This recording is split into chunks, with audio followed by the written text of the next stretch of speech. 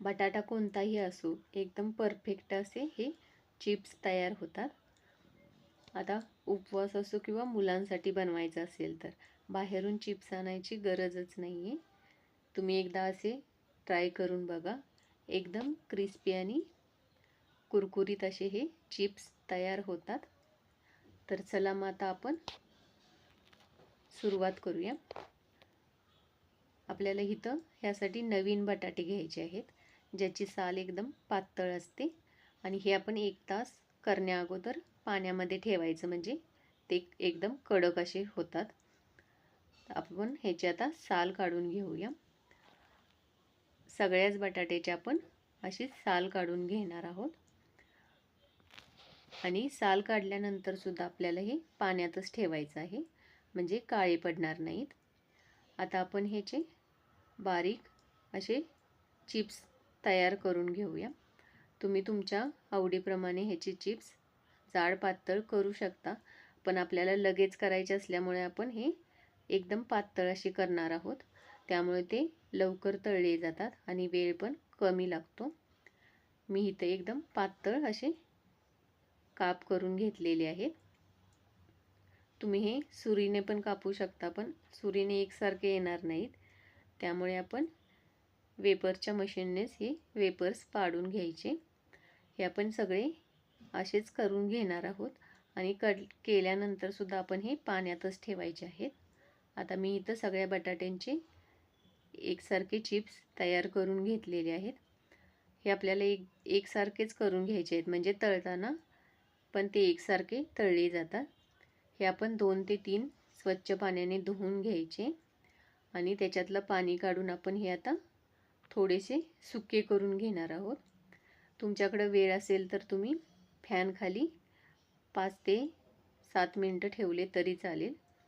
आणि जर वेळ नसेल तर टिश्यू पेपरने हे आपण पाणी ह्याचं सुकवून घेणार आहोत. हे चिप्स आपल्याला एकदम कोरडे असे करून घ्यायचे आहेत, म्हणजे हे तेलात जास्त उडत नाही पाणी आणि एकदम व्यवस्थित तळले जातात. त्यासाठी आपण ह्याचे सगळं पाणी सुकवून घेणार आहोत. इथं मी एकदम बटाटे कोरडे असे करून घेतलेले आहेत.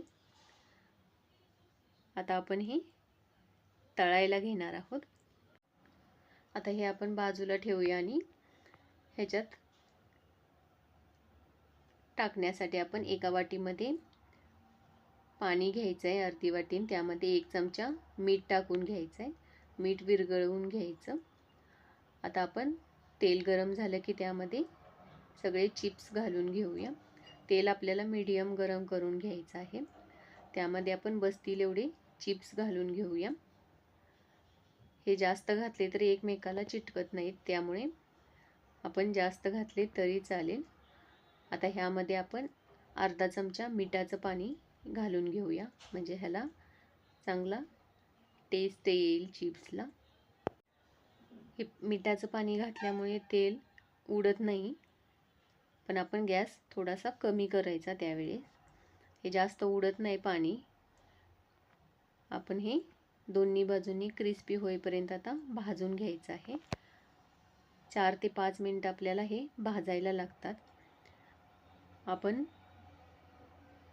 हे क्रिस्पी झाल्यानंतर काढून घेऊया आणि असेच सगळे आपल्याला राहिलेले चिप्स तळून घ्यायचे आहेत. वरून तुम्हाला कोणता मसाला वापरायचा असेल तर तुम्ही तळून काढल्या लगेच वरून मसाला टाकायचा, म्हणजे छान तो सगळीकडे व्यवस्थित लागला जातो.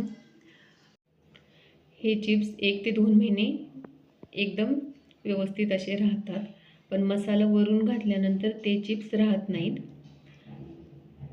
तर आता आपले इथं एकदम क्रिस्पी असे चिप्स तयार झालेले आहेत.